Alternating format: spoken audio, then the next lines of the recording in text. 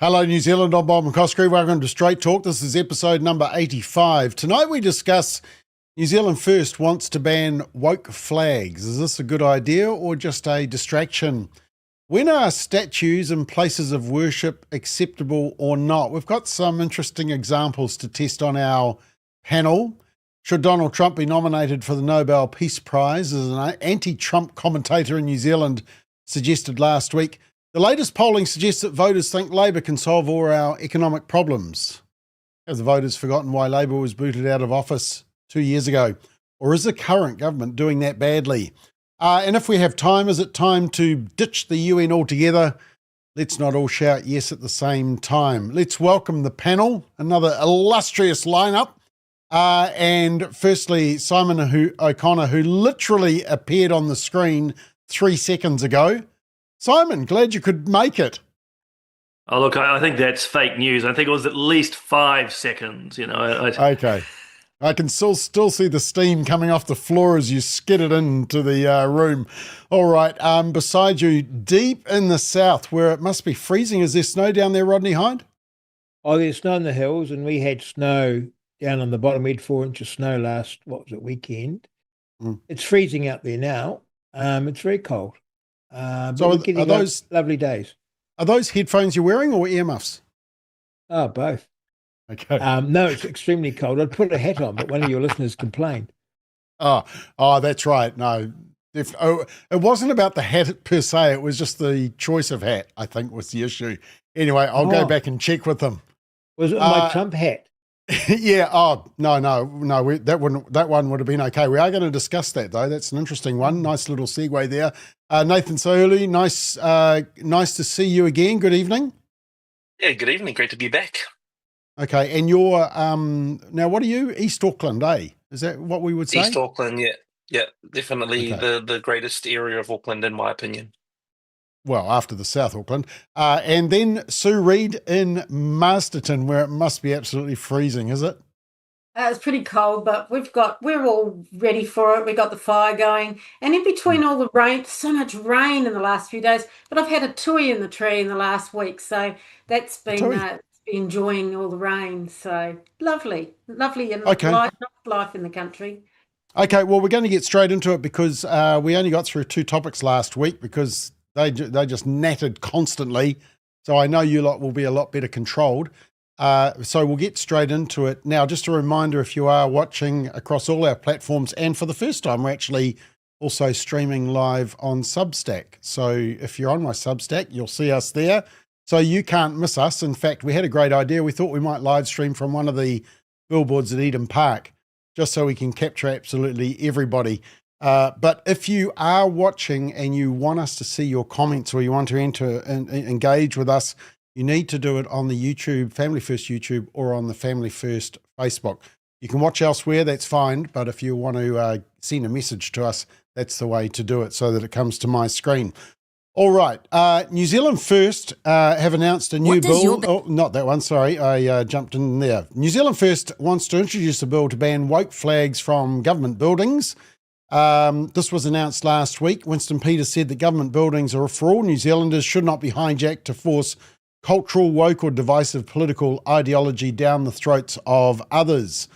Now, I guess we're probably thinking of another number of examples. I mean, my question before I ask the panel whether they think this is a good bill or whether it's just, a distraction.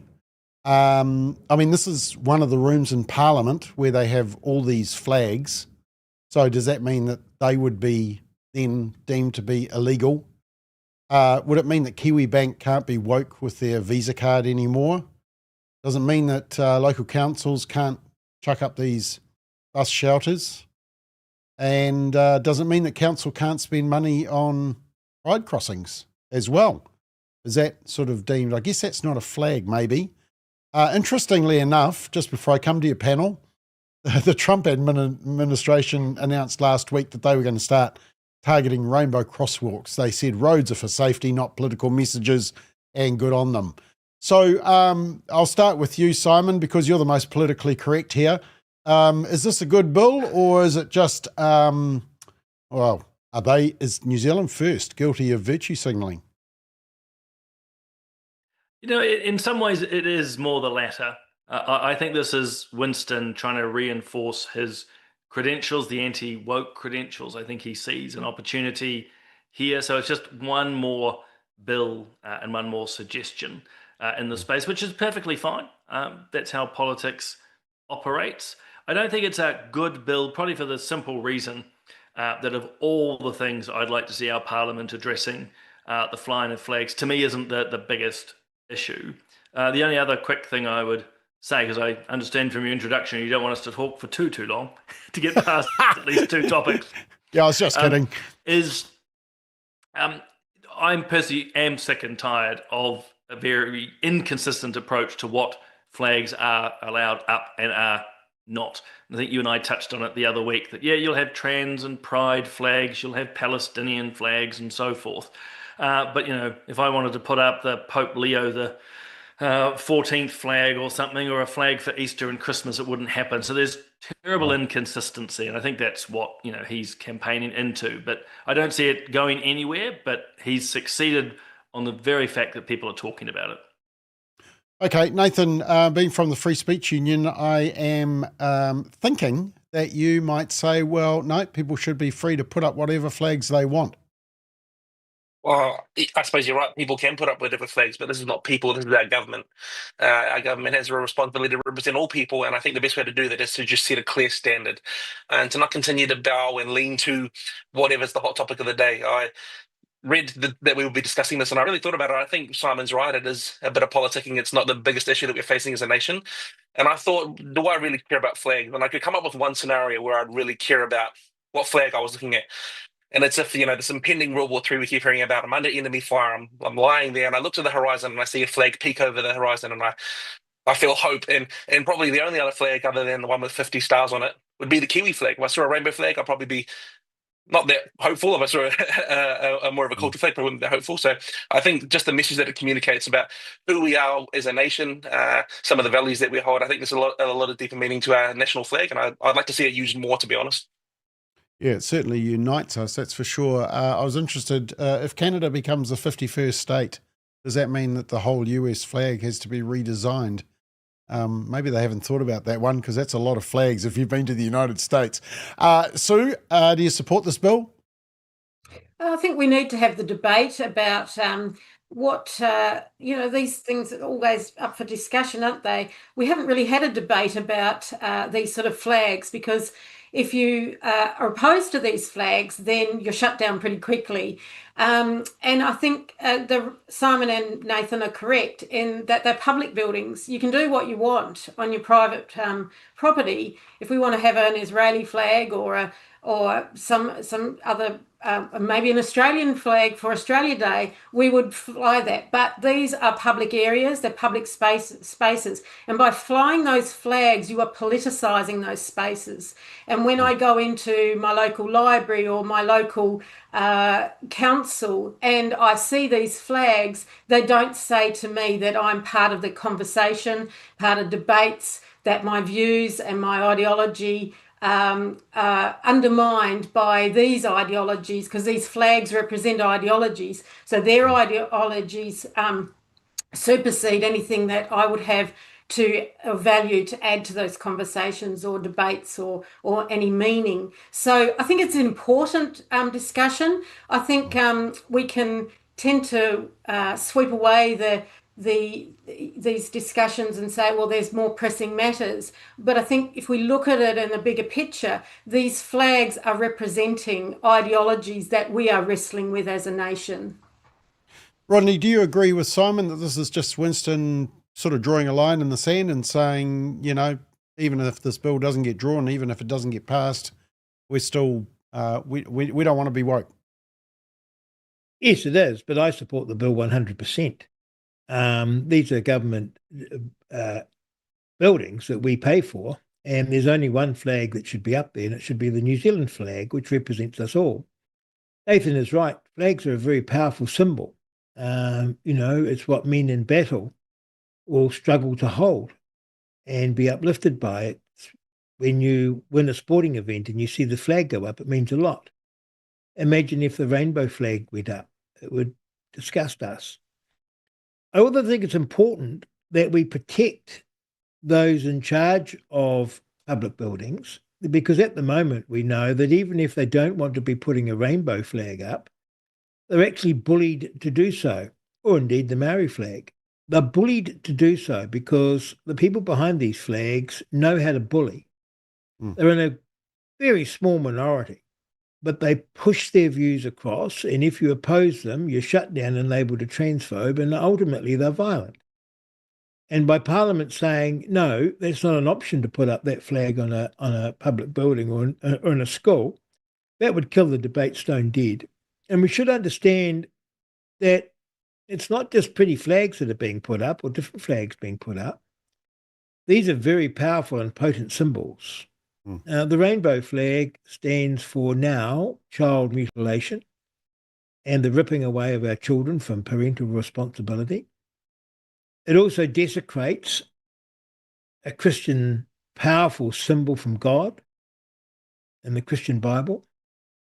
It's not for nothing that these groups have chosen the rainbow flag for their symbol, and indeed the word pride, because they know every time they use the word pride and every time they raise a rainbow flag or put a rainbow crossing in, they're desecrating Western values, Christian values, and they're doing it deliberately to mock us. Sadly, the activists that are pushing for this are too ill-educated to even begin to understand the message that they're pushing. So I think we need this bill. Simon, you may be able to just explain what's going on behind the scenes, and maybe you can as well, Rodney, because you've both been involved in coalition. But Simon, Winston would have run this past David Seymour and Christopher Luxon to see if there could be buy-in. So it's a government bill. Obviously, well, one, did he? Or two, did he and they said no? Or two, he just chucked the bill in and wants to create some noise? What do you reckon? I think it's the latter. I better be clear to viewers. I don't know. I haven't picked up the phone and chatted directly to Winston about this. Spoken to their people, yep. Yeah, that's right. No, I don't think they would have run this by Act or National. They don't need to. This has just been put forward as a New Zealand First bill, as a members bill. My feeling is, as I said at the start, I think this is a chance for Winston to push his anti-woke credentials to tap into what of the other panelists have been saying. And so he's achieved its end by having the bill put in, just as I think he's got one around the nature of what a woman is, for example. So he doesn't need, so a very long way of saying he doesn't need to go and ask Seymour and Luxon. And look, neither would support this bill.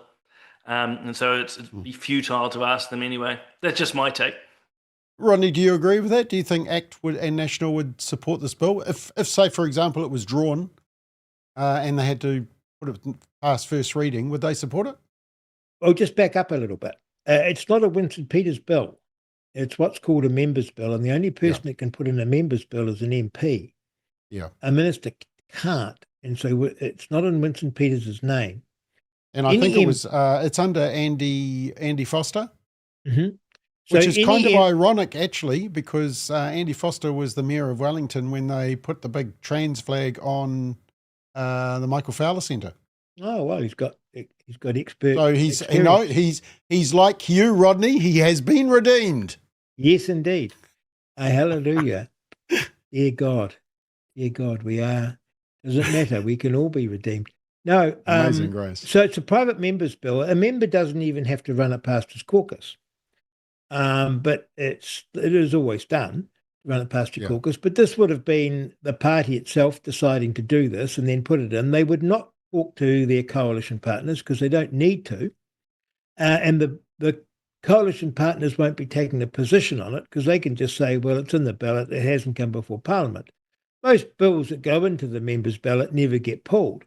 And you often don't know whether the members concerned have put it into the ballot. They're only allowed to put one bill into the ballot, and it's not uncommon for a member to have 5 bills and be rotating them through. whether to put them in the ballot or not. And they get, they've got these 5 bills going into the ballot, and they get all the support, but only can put one in. So the other parties don't need to take a position because they just say, well, it's not before Parliament, haven't studied it. Of course, Winston would love it to be pulled because it would force National and it would force ACT to take a position on it. And I think they'd be very foolish to vote against us. Extremely foolish, because my reading of it, admittedly, I'm down in the south, people have had a guts full of this stuff, an absolute guts full of it. And even the people that grudgingly go along with it would very much like a decision to be made where they could breathe a sigh of relief and the decision to be PC is removed from them. A bit like getting cell phones out of the school. Too tough for the teachers and the school principal to do. It needed government. Nathan, do you think New Zealand First is just starting campaigning already, and really it's not as though they're expecting it to get through, but it's just making noise? Maybe a little bit. I think that's what Winston does really well. He keeps conversations centered around issues that he knows the public are interested in. I think the political literacy in New Zealand is not extremely high, so it's smart of him to campaign on some of these more palatable issues and things that are more cultural, and people seem to be able to pick up through Twitter or Facebook or whatever the social media platform. So good on him for getting his name out there as brand. He's obviously very good at it. He's been doing it for a long time, since long before I was on this side of the earth. But I wouldn't. If that's all he's running on, I don't know. He might be looking for a new job. So people would say, look, we've got far bigger fish to fry. I think you touched on that, didn't you? That, the economy is the key. People can't get health. They can't find a doctor. Education standards are down. What are we worried about a simple little flag for? I think these things still matter. We still need to talk about them because it's fueling a divide. It's that battle of ideologies. We're jostling for position. And never before, this cultural wars definitely matter. So that, yes, they're away from the economy, away from health and all those big things, but these are the things that make us up as a country, and they're important conversations because, we need to sort of step away from the division. I think Winston Peters is positioning himself for the election year next year.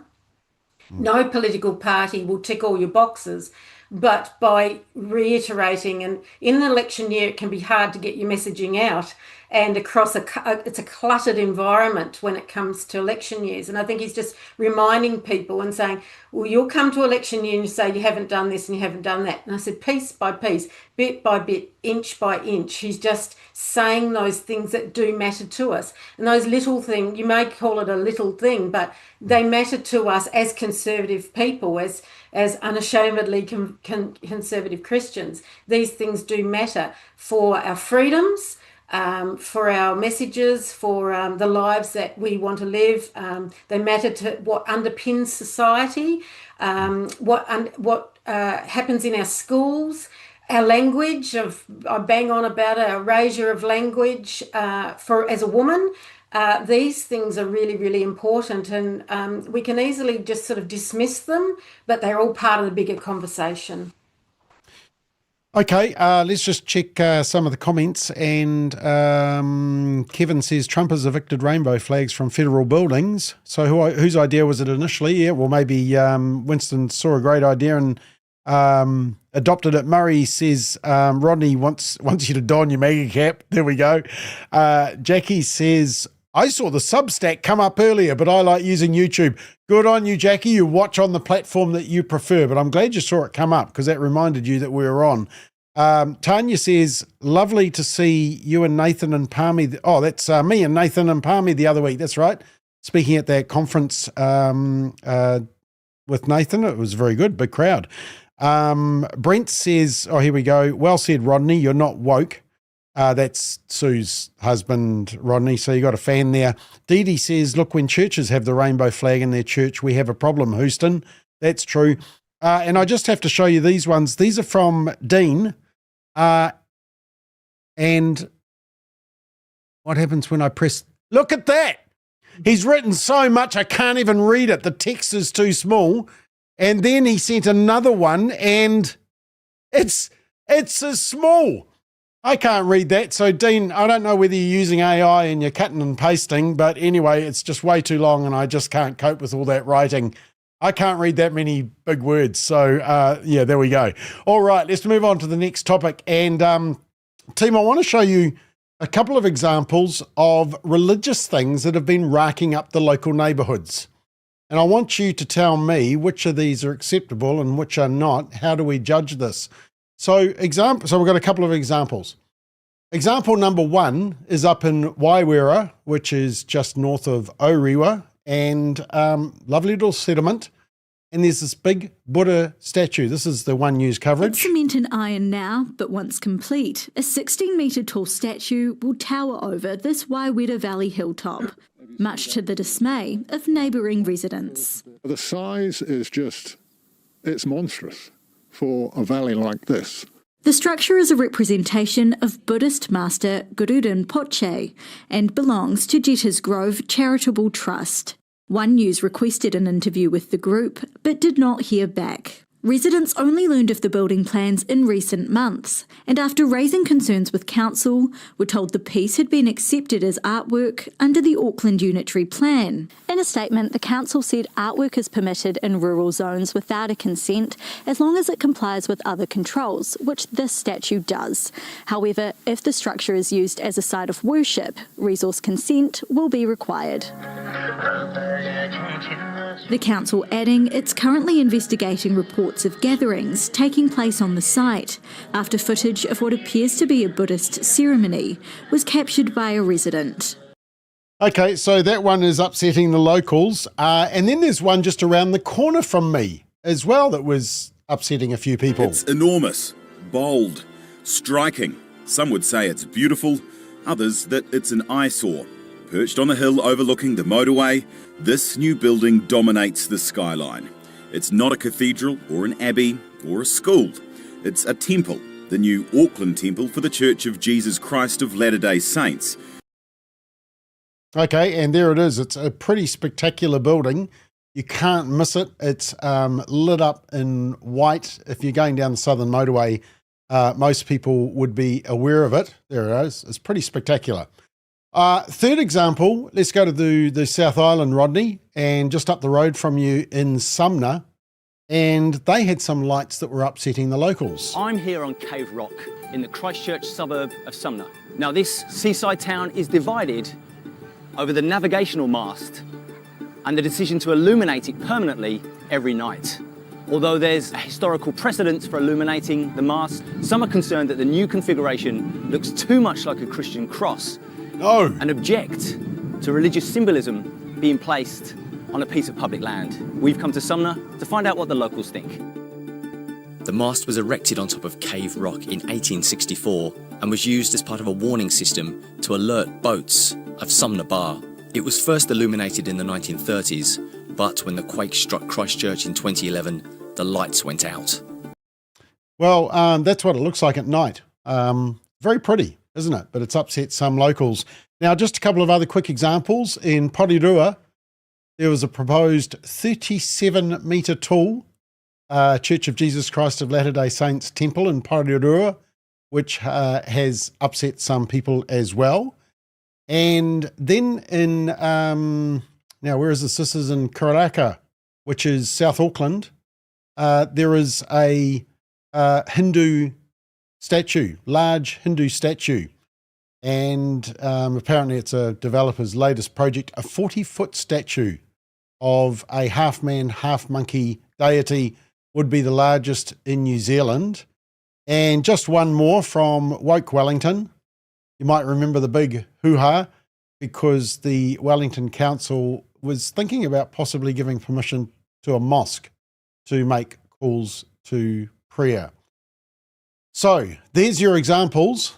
And Nathan, I've got to come to you because isn't everybody free to put up whatever building they want?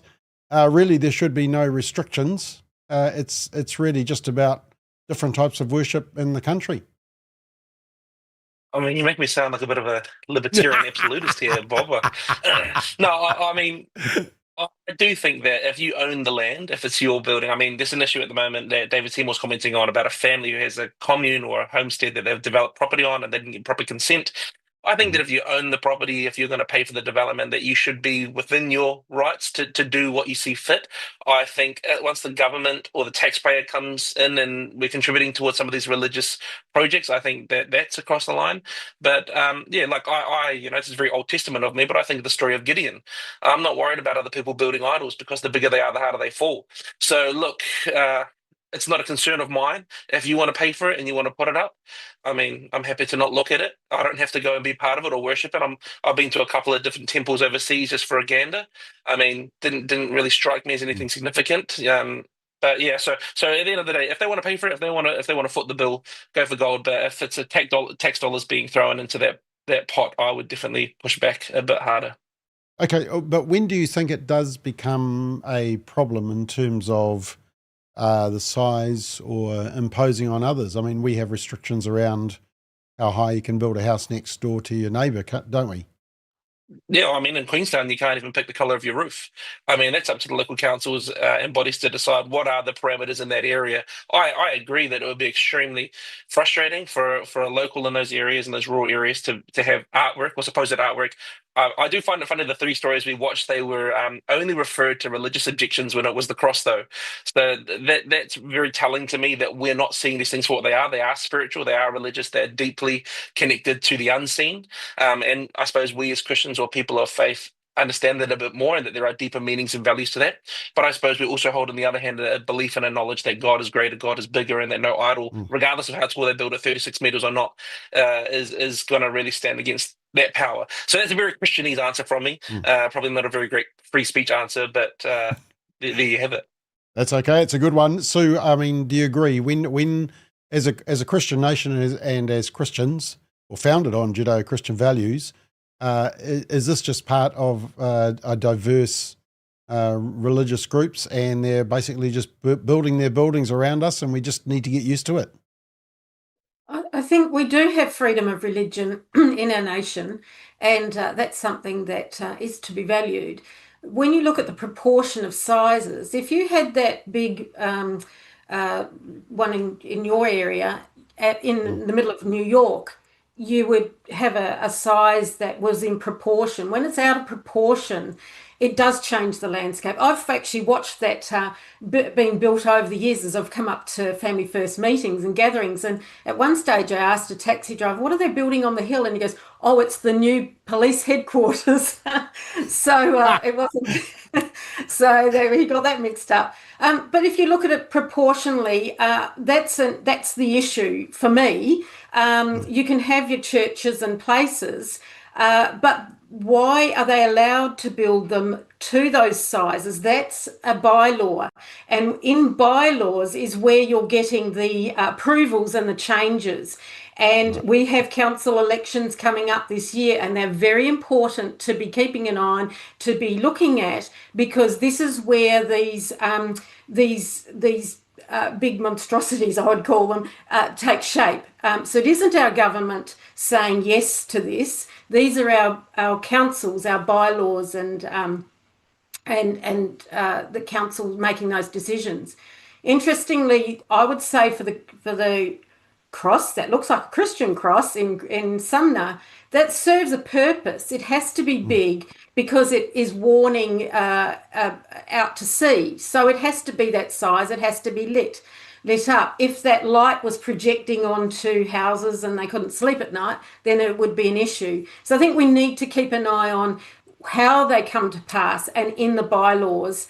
Also, but as a Christian, I see these as gods that are being built, and so to me it's a spiritual issue. It's asserting a spiritual presence, and so I think that's an issue for Christians to take up. And they're strangely quiet when these things come up. So, and as for the noise in Wellington for calls to prayer, absolutely no. They disturb people's peace and the ability for them to go about their business. So yes, you can have freedom of religion, but you've also got to have proportion, size and sound that affects the rest of the country. Okay, Simon, are you concerned that mosques, temples, shrines and idols may one day outnumber the number of churches in this country? Should we be concerned about that?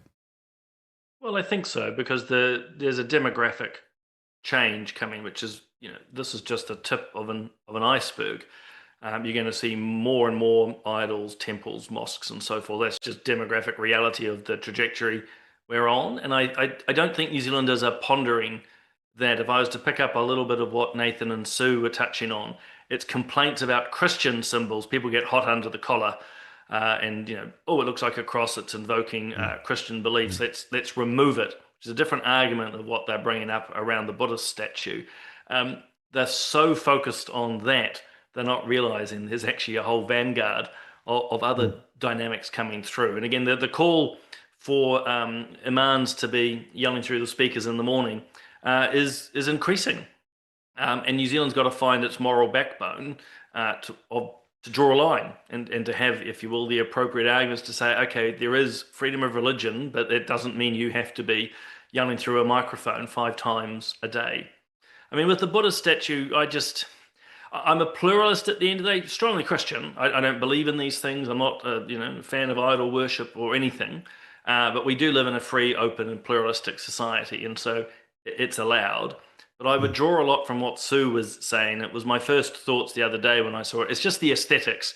It's such a giant symbol, sort of incongruous in the landscape, just appearing. And it is clearly, you don't even have to be theologically trained to know that if you're putting up a Buddhist statue, or like with those Hindu idols, they are centers of worship. And that probably brings me back to that earlier point.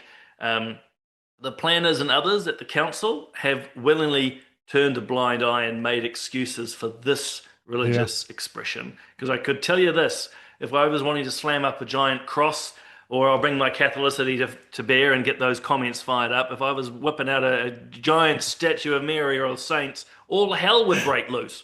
I was going to say, with the Buddhist one, they've not even got the main bloke. They've just got one of their favorite ones. So that was interesting to me. Why don't they do a proper Buddha one, but they just got one of the good fellas? So I don't know.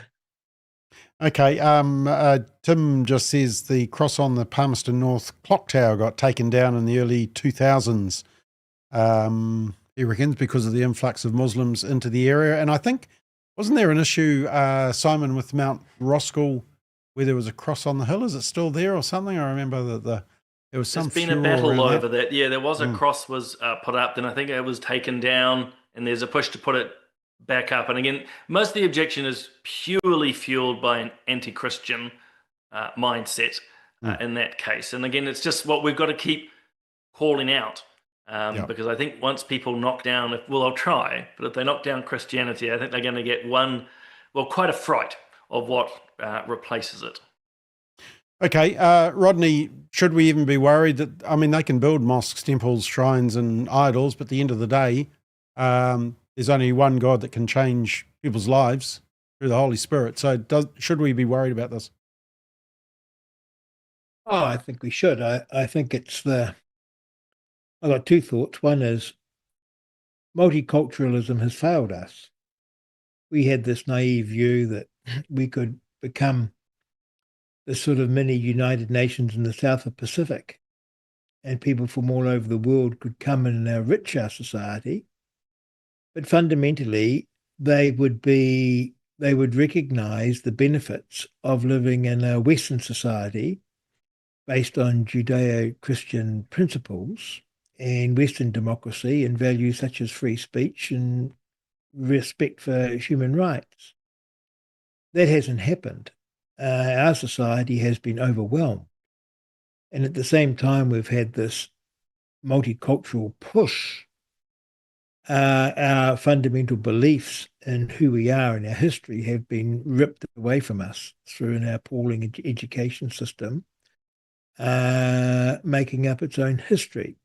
So that's the first thing that has happened, and we're dealing with it. It's just appalling when you think about it. The second thing that interests me, I'm a very new Christian. I was only baptized earlier this year. And the thing that has fascinated my wife and I is that when friends and relatives, and you're open about it, of course, because you're on a mission. But when you say to people that you're a Christian, to your friends and relatives, they very often get quite upset and quite put out, which has surprised me initially, because I know if I said that I'd become a very serious Buddhist, they'd be so interested in it and asking me all about it. Indeed, if I said that I'd become an animist and was following Maori folklore and felt a spiritual connection to the mountains and to the sky and to the earth and to the sea, again, that would be enormously respected. But say you're a Christian, it's a bit like being a member of the ACT Party in the early days. You're immediately hated and hit upon. And what it proves to me, and I think everyone in this group and listening will know this, but it's a great thought to a new Christian, is that the devil isn't worried about Buddhists and Muslims and Maritanga. It's the Christian faith that troubles him. And that's why we come under such attack. And so I take heart from Nathan's view that what we have is the truth and the promise. And that'll carry us through this. But it is very, very sad to see. And it's, I don't know if this is the correct analogy. My theological study is not complete. But it's sort of like the Tower of Babel, isn't it? That New Zealand has become this great confusing place where we all have different philosophies, different religions, differing views of things, and we're all free to choose, what philosophy we'll follow, what flag we'll have, whether I'm a boy or a girl. And it really is, everyone's just talking past us and we can never get a national consensus. And I think it's sad, because I think to be a country, to be a nation, you need a shared understanding of your history and of who you are. And unfortunately, the understanding of who we are and the understanding of our history has tragically been destroyed. Yep. Somebody just commented, and Nathan, I'm just interested for you to comment on this. Dee Dee says, in England, you can be arrested for praying and preaching. It has got pretty dire over in the UK, hasn't it, Nathan? Yeah, at the moment, the numbers coming out of the UK suggest there's about 30 speech-related arrests happening a day, over 3,000 a year. So it's really concerning to see the state that the UK is in. Someone asked me the other day, what are my concerns for the future? And I said, well, I don't have to imagine very hard, because I can look at what's happening in the UK today. So there have been arrests made for women praying in their heads, for people passing on encouragements from Scripture, people giving pro-life encouragement to relatives. So yeah, it's pretty dire straits over there. Yeah, I think Australia's heading that way, Canada as well, and New Zealand was sort of all in that same pack.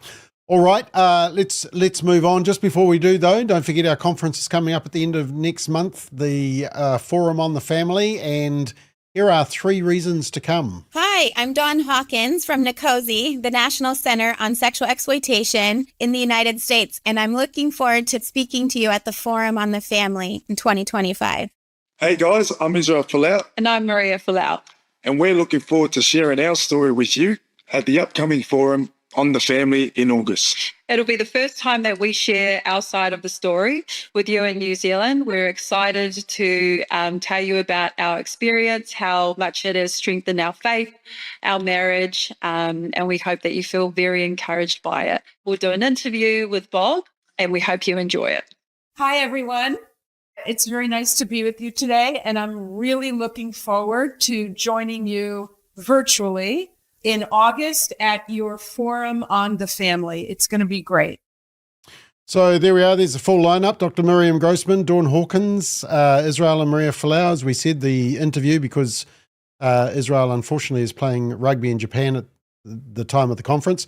Kiralee Smith, who's in trouble for calling out dudes playing in women's soccer teams.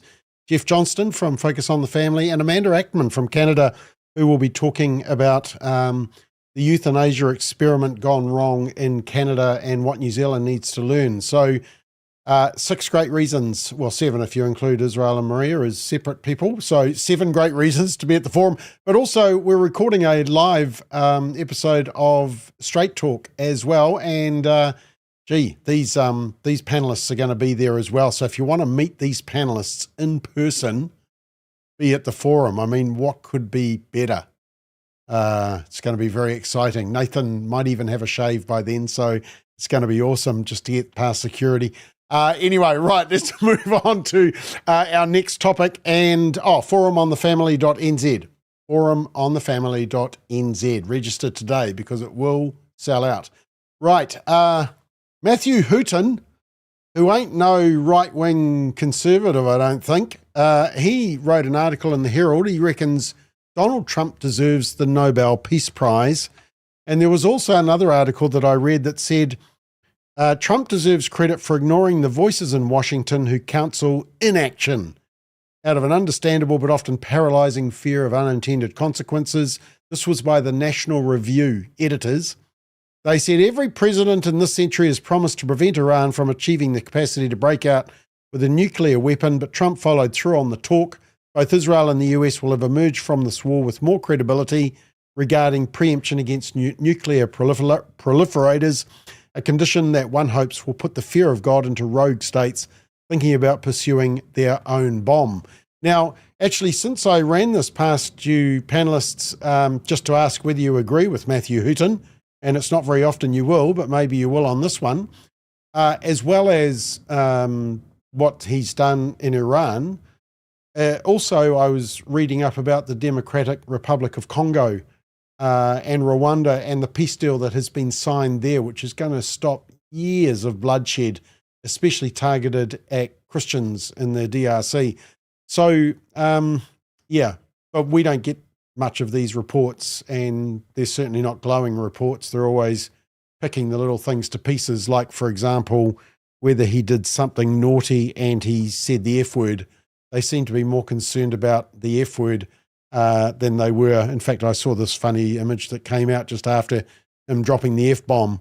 Anyway, we're not encouraging people to drop the F-bomb, but it was just funny that seemed to be more the focus of that naughty word than it was what he achieved. So anyway, Rodney, I know you're a big fan, so kick us off. Oh.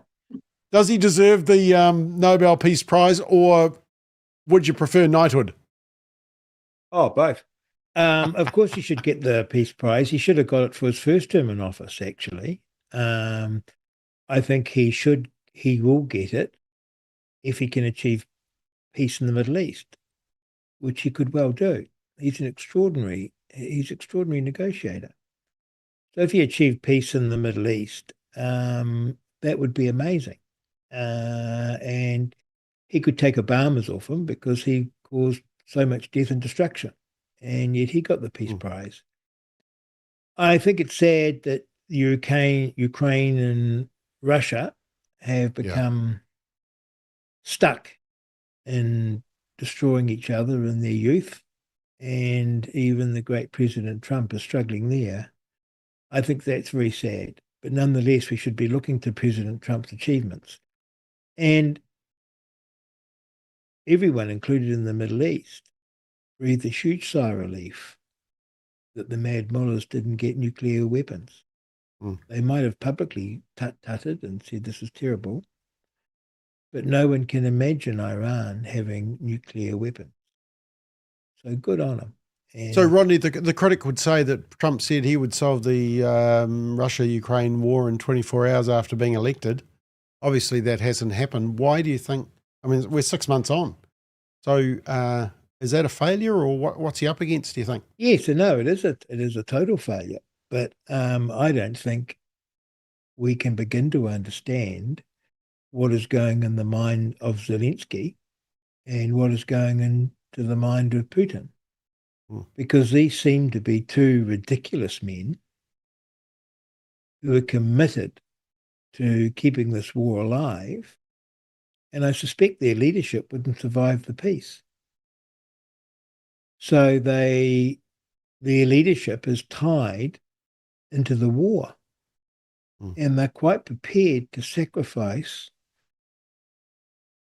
their nation. The Ukraine is being destroyed.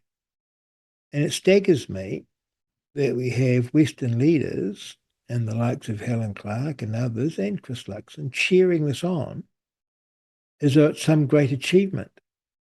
And every week it lasts, the Ukraine loses more land, more people, and more wealth. And it could have been ended so much earlier. It could have, if Trump had been in office, it wouldn't have started. And I think that's where Trump possibly misjudged it, because he knows if he was there, it wouldn't have started. And I suspect now that it has started, we know that Zelensky wouldn't survive calling it quits, because his whole thing would be like Greta Thunberg saying that climate change is no longer a problem. I mean, it's his raison d'etre. And of course, Putin is making ground. And again, he's got to save his faith with the people back home. So these two tin pot dictators, and that's what they both are committed to staying in this war to prop up their leadership. Okay, maybe the best thing we can do is just literally stop the flow of weapons. Okay, so we slightly went off topic there, but that's okay. Just back to the Trump thing and the peace deal, but feel free to respond to what Rodney said as well. But does Trump deserve the Nobel Peace Prize? In fact, I think Barack Obama got the Nobel Peace Prize just for being elected. So that's how low the bar is. In a few days. Yeah. So, Sue? Yeah, I can't remember anything memorable that Obama did on the world stage per se. But when you look back to his 2020 years with Trump, he started the Abraham Accord. If he can finish that, he's continuing that work, and it's a series of deals and quite miraculous alliances and treaties and decisions, and all in the name of better trade and economics and good things. So for that alone, if you can take away that very inflammatory rhetoric that exists around Trump, if you look at that, he has done exceptional things on the world stage. And Iran was a classic example of that and took out a threat. I don't know of any other nation that's dropped specific bombs, powerful bombs like that, who then hasn't caused some sort of international chaos and war. So for that, he's ticking a lot of boxes for why he should. Interestingly, too, in the recent days, even a faction of the Palestinian Authority in Hebron, one of the sheikhs is wanting to discuss this, wanting to break away from the Palestinian Authority. These are strange things. These are really amazing things, and they would not happen if Trump was not in power. And he's not there micromanaging it. He's just allowing the platform for that to happen. And they're powerful things. And yes, if you tick all the boxes, yes, definitely the Nobel Peace Prize. And as for his F-bomb, I think that it was surprising as a leader, but I think it shows his pure frustration as a leader. That can you guys just come together? And it just showed his genuine push to want these things to happen. So yeah, I think that it's quite phenomenal, really. Okay, Simon, does he deserve the Nobel Peace Prize? Yeah, I think he probably does, or at the very least, a nomination. A couple of people have mentioned Obama. He did get it simply for being Obama and for being the first black president. That was pretty much it, because he had done nothing by the time he was awarded it, and sadly sort of makes the Nobel Peace Prize a bit of a joke. But you listed off a lot of what Trump has achieved. Obviously, stopping Iran from getting nuclear weapons in itself extraordinary. And then 12 days later to basically broker a peace. They were involved brokering the peace somewhat, or a ceasefire between India and Pakistan. You mentioned between Rwanda and Congo. I mean, all of those in themselves are quite remarkable. So, yeah, I mean, Syria, I'm deeply suspicious of the new jihadist leader there. I think just because he's put on a suit doesn't make him okay. But even there are discussions of actually Syria being part of the Abraham Accords. And you know what? If somehow Syria's sort of Islamic obsession can be controlled, that's, again, another positive. And the Americans are in there talking with them. As for the whole Ukraine-Russia thing, I don't blame Trump for the failure. He's trying. Personally, I find his messaging quite mixed and confusing at times. But he's not responsible for the war. It's up to Ukraine and Russia, and I think it is around the leaders. They're the ones responsible, not the Americans, and not Trump. So I don't blame him for that, at this point, failure. But if you park that up, it's rather remarkable what he's achieved, and it's very clear too, he doesn't like war. He doesn't want any of it. I think he genuinely committed to try, well, firstly, to keep the Americans out of it. And, you know, he stepped in when he had to in Iran. And personally, I think the F-bomb worked well. Probably didn't design it this way, but it actually sent a very strong message in and of itself of that deep frustration, which Sue said. And I suspect both with the mad mullahs, I've always liked that phrase that Rodney used, and with Netanyahu, it made them sort of sit up and go, oh, okay, he's dead serious. Yep. Okay, no pressure, Nathan, but four of us say yes, and we'd like a slam dunk. What do you reckon? Yeah, the risk of putting us on a watch list somewhere, I'm going to agree with everyone. I think definitely, you can probably see back there, I'm a fan of the Don Man myself. Many a visit to Trump Tower in New York in November, much to my wife's displeasure. But no, I think he's done a fantastic job. I think, obviously, Rome wasn't built in a day. I also have to say thank you to President Trump for winning me a very nice bottle of wine from my boss. So, no, I'm all in favor of him winning the Nobel Prize just off the back of that, really. Okay. Are you travelling to the US soon or something? Is that why you're speaking nice? Because I reckon that if you say something nasty, you might get held up at customs, and customs is already a pain. I have to balance out the brown skin and the messy beard with something, Bob. So yeah, if I can be complimentary of Trump, I might skirt through with my raggedy self. Yeah, I mean, I'm actually up in a conference in 2 weeks up there, so I think the America's just a fantastic place to be, and I love the people in customs. They are just the most helpful people ever. Well, except at LAX. Early morning when there's big long queues. But anyway, hopefully they'll get to technology soon.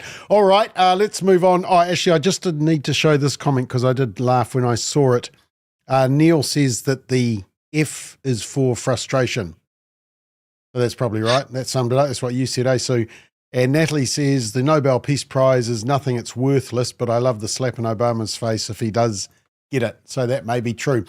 All right, latest polling suggests that voters may have amnesia. So in the Ipsos poll, which is one that, is the Ipsos, Simon, is that just many people don't know about this one? It's not kind of like the breaking news on One News or Three News or the Herald or stuff. Ipsos is a bit more in-depth, but it is taken notice of by political parties, isn't it?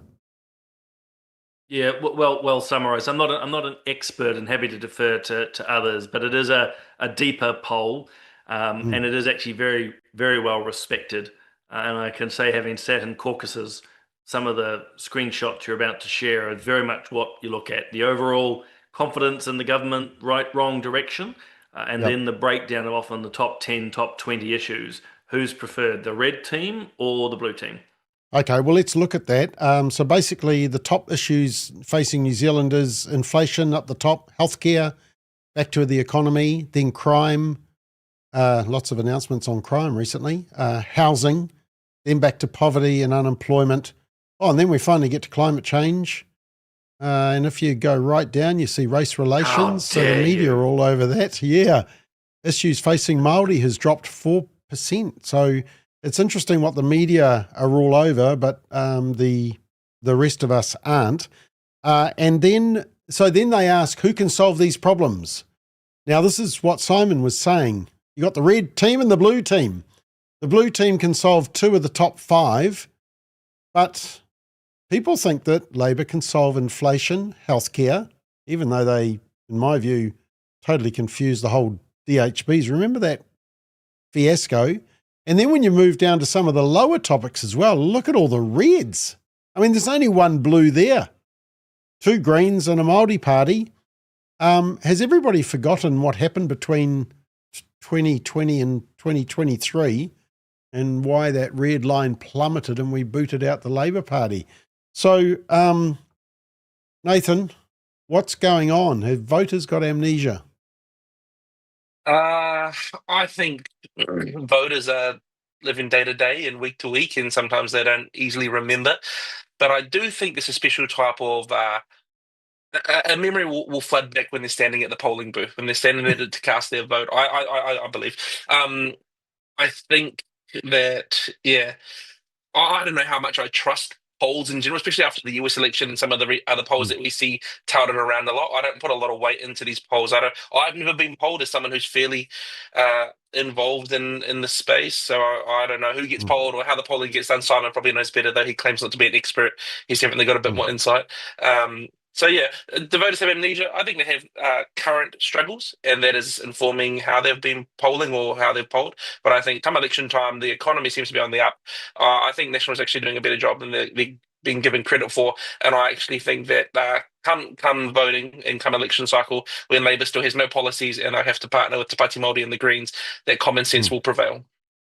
Okay, yeah, because I actually forgot just that last little bit, but you touched on that, Nathan, and that was, is it that the voters have got amnesia, or just the government currently is doing a really bad job and people have lost confidence in them? You think that they will build confidence, and when they show the alternative, it's a slam dunk? I think there's an uptick coming. I'm extremely optimistic for the future of New Zealand.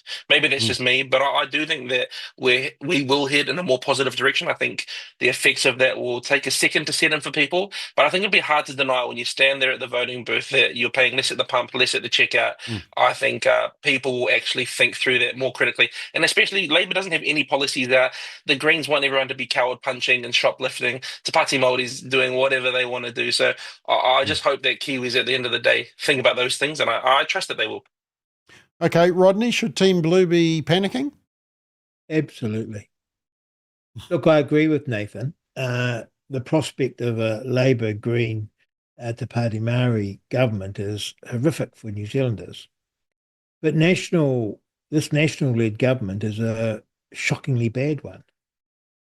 And Chris Luxon comes across as weak and spineless and is taking no position. I don't even mind what position he would take. I just wish he would have one. And I think this is why voters are struggling, because if you could tell me what National stood for, I'd probably vote for it. But I get the sense that they stand for nothing and that they're doing nothing. Now, that's not true, because all governments are doing a whole lot of things, but it's not being communicated. And it's not being communicated in a clear way. And of course, they're all very quick to criticise Trump, but my goodness, they could learn so much from him, or indeed Winston Peters, about clear messaging, about what you stand for and what you're against. I think this is an appalling government, absolutely appalling.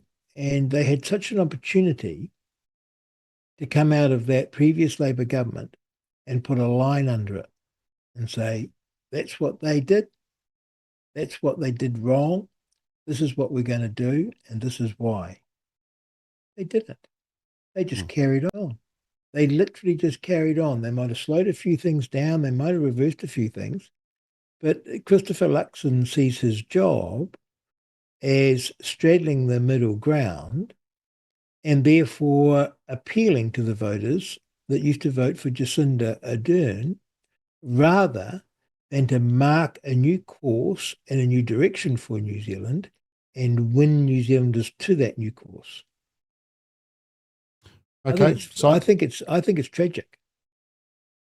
Simon, you probably have a bit of an idea on what the mood might be like in the caucus room, as you mentioned earlier. I mean, that's a lot of red, and even in the top 5, That's not good, is it? Oh no, it's definitely not good, and I think it will be worrying them. I don't think it'll be panicking. I mean, we've touched on this before with different polls, but we're now less than a year and a half away from the next election, and they will be worried. They are talking about this. It is concerning that so many topics are headed, well, for the national voting or the centre-right voters in the wrong direction. I think there is frustration in voters out there. A little bit of I'll touch a little bit of what Rodney was saying.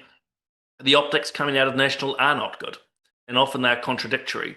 So, I've raised it before. National talks a big game, or talked a big game about Labor's spending, and yet over two budgets, Labor spent more than Grant Robertson and put us in more debt. Another example is and regardless of what people think, but they said, look, we're not going to name government departments with Māori names in particular. And then, a couple of days ago, there's a government minister at the Defence Force officers all named in Māori. And again, I'm not here taking a position on that. It's just the contradictions in messages. And the leadership's not strong. It's not selling the message. And the media are eviscerating them when they do good. So the optics are not positive. And the last thing I might add into that is Chris Hipkins is playing a relatively smart game, which is keeping his mouth closed by and large. And so I think that's working for him, except when he does open his mouth like he did last week and accused the New Zealand Herald of being biased. So biased, and was it almost bought out by the centre-right that they're not reporting ram raids or something. So his small target approach to himself, I think, is working. But the final very quick observation I'd make is to reinforce what Nathan said. I think a lot of people, and it will be national strategy undoubtedly, and the centre-rights, is try and scare the voters next year to say, look, if you have Labour in government, it also means you're going to have Te Pāti Māori and the Greens. But I just finish on this. That is not a strong position for a first-term centre-right government to be arguing from. That's a very negative, don't choose the other guys, rather than, hey, this is what we actually stand for, and this is what we've actually done. Yeah. Yeah, it's pretty amazing that ACT and New Zealand First look so normal when you compare them to Greens and Te Pāti Māori. Sue, what are you thinking? Very interesting. I think that National are more teal than they are true national blue conservative. They've washed, like a whitewash has gone through them, very thin and washed out, and they came in with such promise and hope. And I think when you look at political cycles, well, probably the most people who were polled there, how engaged are they in politics? I mean, I'm a political animal, I'm boring and I watch Question Time and silly things like that. So how engaged are people in this stage of the political cycle? And so are those messages getting out there? And no, National is not driving a distinctive message. They're very wishy-washy. But you have cycles, and we've had a really bad cycle where the debt. I say to people, well, where would we be now if Labor had stayed in power? We need to be reminded that the handbrakes went on. That a lot of okay, it hasn't gone as far across as we wanted it to, but the problem was so big, and the depths of debt so vast. It's just taken such a long time to pull that back. But I'll come back to the Erica Stanford with her issue of, was it 127 in the Education Act? Now, you would normally have New Zealand First and ACT come out in opposition to that. But Erica Stanford got away with that because her opposition actually agreed with her. So I think that makes for a poor parliamentary makeup when, they're not going to sit in Question Time and give her the hard questions on that, and the opposition isn't. So she's getting away with that. So how much more a National getting away with it because they're actually aligned with so much of Labor. But no, I think that they're not. Their messages are not clear. And you can say finance and economy, but what are these other things that are important to us as conservatives? They're just dumbing it down. They're not commenting on it. They're closing it down. They gouged their Conservative MPs for a start. There's no one in there that is allowed to come out and define, give some of that conservative definition that we have known National to be. I'd say they're more teal than they are blue Tory National now. So. All right, well done, team. We didn't quite get to the last question, so I'll have to put that on for the next panel. Now, just a reminder for the watchers that go to our website, because we have got all the content you want, and you can either watch it or you can, like you are now, you can read it. We're doing a lot of summaries, generating a lot of summaries of these shows, so you can, if you'd prefer to read the transcript or read the research, then you can read it. And we are on Spotify. Some people said to us, oh, what happens if we're traveling and we want to listen into some of the shows? And you can listen. We are on Spotify. So all these shows are for audio as well. So you got no excuse. And Simon has been beavering away. I mean, that's why he was late tonight, because he was busy writing all these articles to go on the read section. He's absolutely exhausted. He wants a pay rise. But they are quite good articles, $10,000, Simon, I will come to Peter for a $10,000 donation. I'll come and read the research for you in your own home. Oh, that would be amazing, eh? Having Simon actually read it, that would nod me off. Okay, right, we better go anyway. Great job, Simon. Rodney, thank you. Nathan, Sue, well done. Thank you for watching, team, and we'll be back next Monday night at 8 o'clock. Don't forget, Simon will be here tomorrow morning, 7:30 for Solid Ground. Have a great night.